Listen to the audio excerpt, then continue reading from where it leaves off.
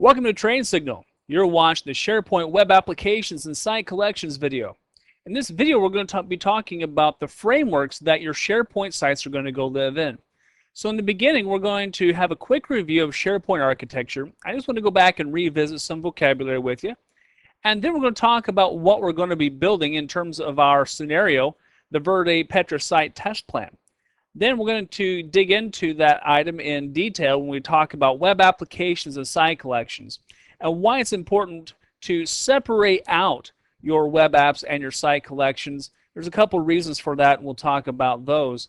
Then we'll talk about site quotas. We'll talk about storage control. As you start to add more sites, you want to make sure that you don't have one site that's eating up all of your disk space. And then last but not least, we'll give you a skill checklist under what we covered to make sure that you can perform all the tasks that we talked about in this section. So let's go ahead and get started. A quick review of SharePoint architecture. Let me switch over here to my highlighter tool. And what a SharePoint is made up of, we start off with a web application. Now, a web application, as you remember, is your core set of scripts and HTML documents. And everything is built off of this web application. A site collection is actually just a box that holds all of your individual sites. So nothing really extravagant there. But a site collection is really a unit that we need to pay attention to because we can start cordoning off our SharePoint presence into different site collections for managerial purposes. And then, of course, our central administration site down here. This guy is really going to be controlling everything about our SharePoint presence. And remember, we're only going to have one SharePoint central administration site. And then let's not forget that our database server, which is connected to our web application, this guy over here really holds all of our data. So that's a really critical, important element. And remember, that might be a full-fledged SQL server, or it might be a Windows internal database, and especially if you're using a basic standalone installation. And also remember that every site collection is going to have its own database inside of the database server. I really should say a set of tables. All right, so that's just a little bit about what SharePoint is made up of, just as a quick review. Let's go on and talk about now our Verde Petra site test plan. So in our scenario, what we're going to be building is a set of 5 sites, and keep in mind that our Verde Petra site has already been built. This was created for us when we did our first initial installation. And we're not going to really mess with that for right now because that's not really part of our test site setup. So instead, what we're going to be building is the Ops top-level website. And underneath the Ops top-level website, we're going to be building 4 subsites: press, pre-press, fulfillment, and maintenance. So we're going to be building these items over here. This is going to be what we're actually going to be doing for the course. All right, so just so you know, another part of our section of our scenario is that the CIO has decided that he wants to cordon off and box off Ops as a separate web application. And we're going to talk about why that is. But probably the biggest thing you want to remember about that is we're going to section it off so that it doesn't interfere with the top-level Verde Petra site that's going to be reserved for company-wide use. So for performance and for safety, we're going to be taking and building our Ops top-level site separately in order to make sure that it doesn't interfere with or be interfered by any other websites. So let's talk now about why we would need multiple applications and site collections. Now, during a basic installation, your first web application, your first site collection, and top-level site are created for you. But here's the thing. You're going to want to start thinking about creating additional site or web applications and site collections, primarily for manageability. Now, unless you want to be the SharePoint administrator for your entire enterprise, you're probably going to want to try to dole out and delegate that responsibility to someone else. It's very easy to build a site collection and then give that site collection to someone else and let them manage it. rather than trying to manage all of your site collections or all of your websites under one roof. Now, part of that is, personal preference. How much do you want to be responsible for? So that's a question we have to stop and answer. Extra security. If we create a separate web application for each different site collection, and one web application becomes compromised, hopefully, the rest of the web applications will not be. So there is a level of extra security in there. And then last but not least, performance. Let's say that one web application starts freaking out. Well, then hopefully, again, that one web application's freaking out won't affect the other web applications because they're actually sectioned off and cordoned off into separate areas. All right, so let's scroll down here. Let's talk a little bit more about what we're going to be building in detail. Now, remember that in our instance here, our central administration site has already been built for us. The top-level web application has been built, as well as the Verde Petra company-wide site. It's already been built for us as well. The wizard did all that work for us, and we do have, under our individual sites, we actually have one individual top-level site. Bada boom, bada bing. That's all we have thus far. Remember that your top level web application has a direct connection to your database server, and Verde Petra has its own database in the database server. So those are all sectioned out. That's already built for us. We don't have to worry too much about those. All right, so now what we're going to be building is the ops web application. Again, we are sectioning off the ops web application in order for security. And also, since this is a test site, we want to kind of have it quarantined off away from anything we might be using in the future. So once we have that ops web application built, then we're going to want to build an ops site collection. Now, when we build the ops site collection, it's actually going to build the ops top-level site for us. You cannot have a site collection without a top-level website. It's just not going to happen. So as soon as we create that ops site, this guy is going to be built for us. Then we're going to build in the next lesson the pre-press site, printing site, fulfillment site, and maintenance site. So all of those are going to be built in the next lesson. I'm going to show you exactly how to do that. But what we want to maintain and wrestle first, what we want to build first, is really the site structure. The web application and the site collection, those have to come first. All right, so now that we have that established, we know that we're going to start by building the ops web application.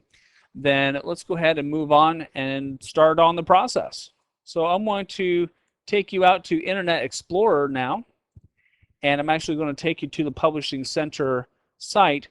Now you'll notice that it's asking me for my credentials. And so I'm going to go ahead and put in my credentials here real quick. I'm actually on my Vista site, or on my Vista machine. All right, now this is the top level website that we were working with earlier. This is not where we want to be at. So where we need to be at is our central administration site. And remember, your central administration site has that funky port number after the URL. So if you're playing along at home, make sure as you log into your server, you'll probably be on your virtual machine, but don't forget to put in your port number. That's pretty critical. All right, we're going to build our first web application now. We're going to go to Application Management. Imagine that. We're going to go to Create or Extend Web Application, and then create a new web application. All right, so we're going to create a new IIS website. Now, when we're talking about websites and web applications, we're really using those terms synonymously. I want you to know that if you talk to an IIS web administrator, they will probably talk about web applications as quote-unquote websites. So we're going to create this new IIS website, quote-unquote. We're going to call it operations. And you'll notice here that it's going to assign a new port number, just similar to what we're using for our central administration site. It's going to find an open unused port that we can utilize for this particular website. All right, so host header, we're not going to worry about that for right now. But I want to point out to you, here is the path in which the files are going to be stored. inetpub www root wss/virtual directories /17158. There's our port number showing up again. All right, so we're going to scroll down here and we're going to take a look at the security configuration. We have two primary options up here by which we're going to authenticate. And by authenticate, of course, we mean login. We have Kerberos, and Kerberos is if we're using, if we desire to have encrypted password stuff sent over the network. Quite honestly, for as small of an installation as we're using for our test site, it's only going to be 5 sites. It's going to be in-house. Kerberos is going to be more like shooting a house flat 12-gauge shotgun. And it also needs to be configured on the domain as well. So in our instance, we're going to stick with NTLM, NetLAN Manager. It's not as secure, but again, for a small installation as we're looking at, and since this is going to be on the inside of the router, no one's going to really have outside access to this, NTLM is going to be sufficient. Now, do we want to allow anonymous? Usually not, unless you're building a SharePoint site for a web-facing presence. If you're actually going to be building an internet website that anyone can come to, and it is possible, just so you know, to build that. We're not going to be, that's a little far outside of the scope of this course, but for the most part, if we're using SharePoint as an intranet site, we're not going to allow anonymous users to even view our web application. All right, SSL. We're going to be covering SSL in a future video. For right now, we don't have anything set up for SSL, and there's some background work that we have to do for that. So right now, we're going to select no. All right, load balanced URL. Now, here's the actual URL we'll be using to access the website, or really the web application if we want to get all complex about it. We're going to talk about load balancing later on, but just so you know, this just simply gives you what the URL will actually look like, and we'll cover that in a later video in terms of load balance servers and such. All right, the application pool. This is a pretty critical element and a decision that we're going to have to make up front. Oh, an application pool, let me define this for you. Basically, it simply cordons off some resources in your machine, i.e. memory, for it to run inside of. Now, you can have a separate application pool for each web application. And if you're going to go for a very large SharePoint implementation, I really suggest this. I suggest having a new application pool for each web application. However, for a lot of websites, that might be like, might be a little bit overkill. And so oftentimes we want to try to use an existing application pool so we're not eating up and cordoning off too much memory, especially if it's not going to be a site that's going to get a lot of use, maybe occasional use. We might try to use an existing application pool first. So I'm going to leave it at the default app pool. That's going to be sufficient for right now. Now, if we have some issues with this, we can always go back and start and make some alterations for that. But since this is going to be a very small installation, and really it's a test site, we're going to use an existing one, and we try to if we can. All right, so these items are grayed out. We don't have to worry about those. Down here we have the database server and the database name. Now the database server we really don't want to mess with. That's not a good idea. But the database name, it gives us this really squirrely thing. Now, I want to let you know that when you create this web application, the database is not created yet. We're going to be creating the database name as soon as we click OK. So let's rename it. Okay, I'm going to call this ops database SharePoint, just so I have a differentiating, easy name to remember and see on the database server. All right, the database authentication, I'm going to stick with Windows authentication.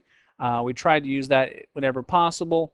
But just so you know, if you're using a separate database server, you're going to put in that information here, and then probably put in your SQL authentication information here. We're going to be covering this a little more when we start talking about server farms. Right now we're working on a basic standalone machine. So these basic settings are going to be more than sufficient. Now, last but not least, we have to select a search server. Which box are we going to be using? Which server are we going to be using to provide our search services? We only have one box, so this one's really easy for us. If you have a larger installation, you may actually set up a complete separate SharePoint services box only for search. We'll talk about search services in a future video. So we're in pretty good shape now. We're going to click OK. And now we're going to sit back and watch the little green circle spin around for a little bit. I'm going to pause the video while it's actually building this for us, and I'll start recording again as soon as it's finished. Our application has now been completed. We're in pretty good shape for that. But we're not really done, because a web application without a site collection is kind of like an engine without a car. You have to have something to attach to it. Now, in order to create the site collection, it's really easy. It gives us a link right here on the page. So we're going to click on Create Site Collection. And now we're going to fill in the web form for it. And keep in mind, you might want to double check and make sure the web application is set up correctly here in this box. We can change web applications, especially if you have, let's say you have 10 web applications running on a box. You might want to pay attention to that just a little bit. SharePoint is really intelligent. It's already set this up for us for the appropriate website 17158. So let's go ahead and put in a title and a description for this. So we'll do ops. We should probably do something a little more formal. We'll just call it operations collaboration. Or let's just leave it with operations. That's good enough. And now for the description, we'll put in here, all, say, top level site for all operations departments.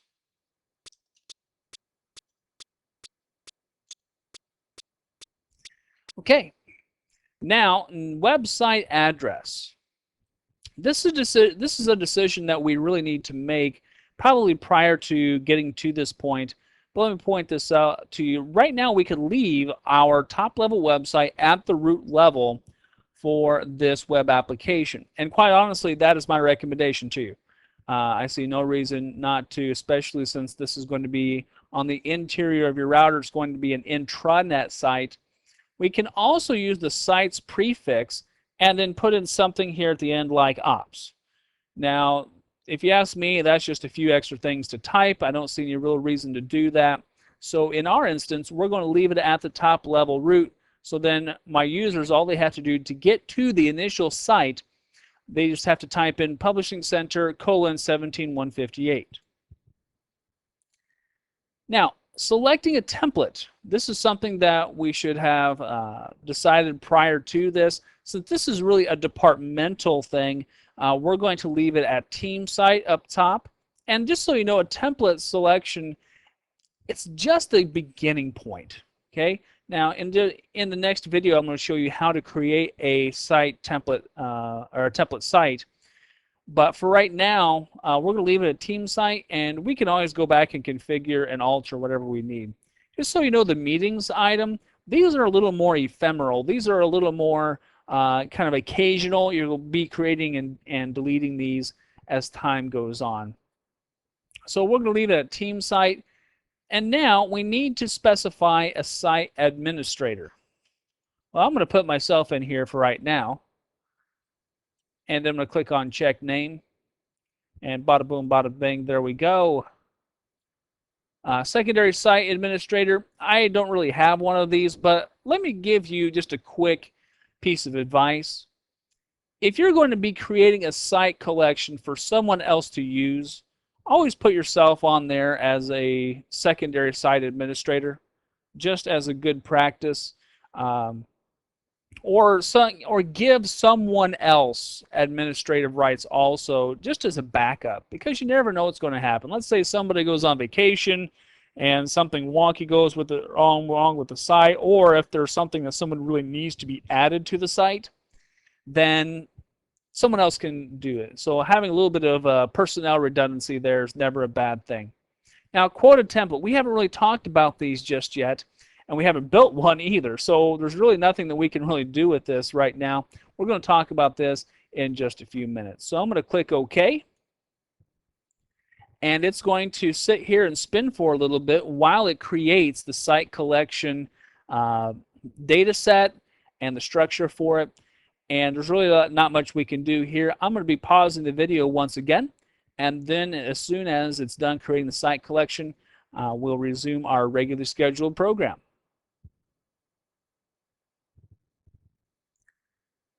Our top level site has been successfully created, so we're in good shape. Let's go ahead and visit it real quick by clicking on the link right here to it.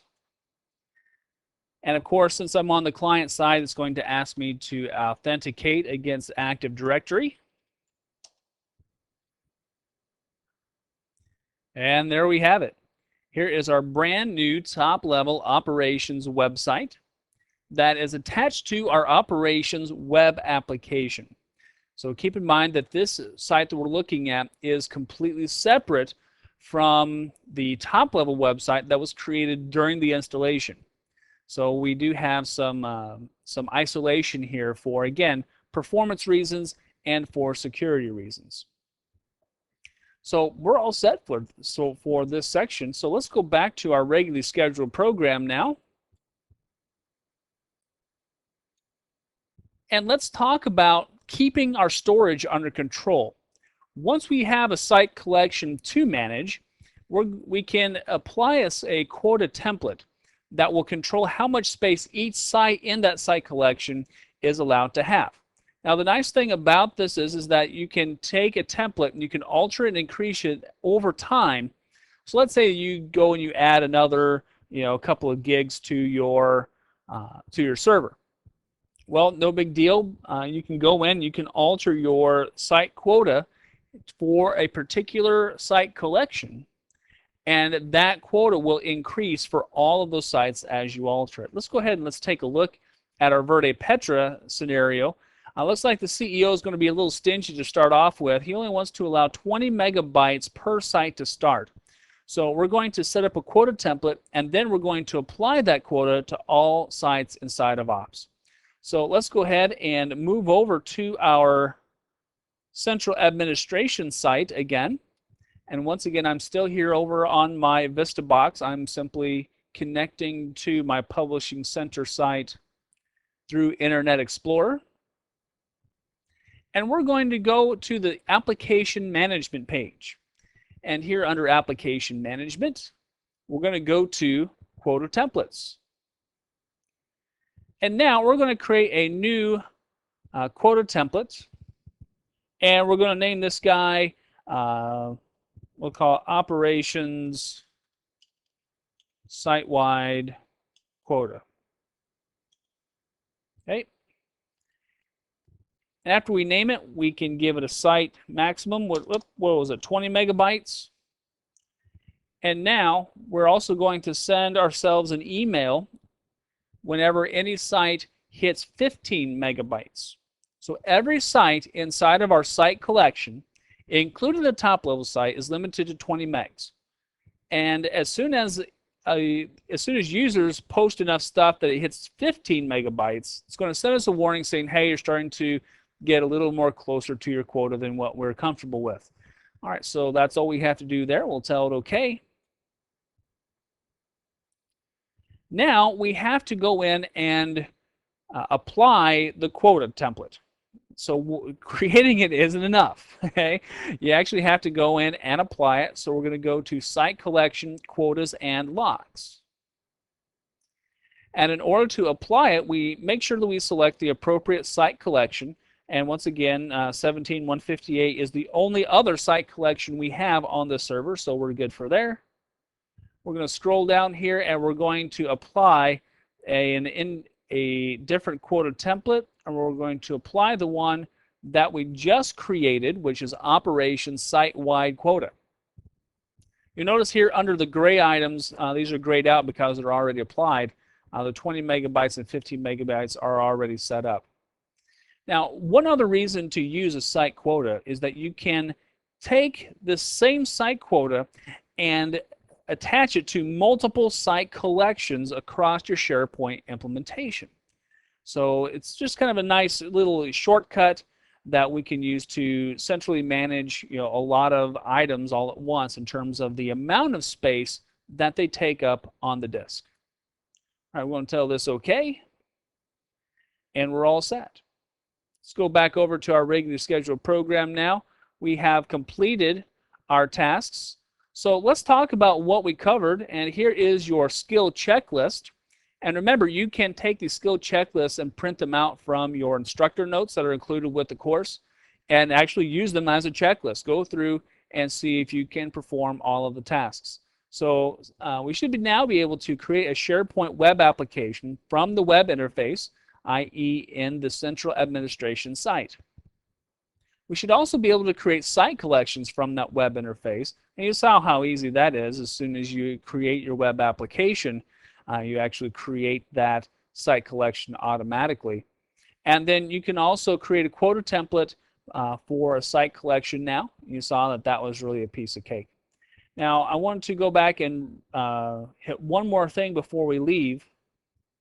Back over in the application management section, we created the site collection underneath, and right after we created the web application. You can also create a site collection right here in application management. All right, so we are all set. In the next video, we're actually going to start talking about how to create the individual sites inside of that site collection that we just built. So hopefully I'll see you in just a little bit.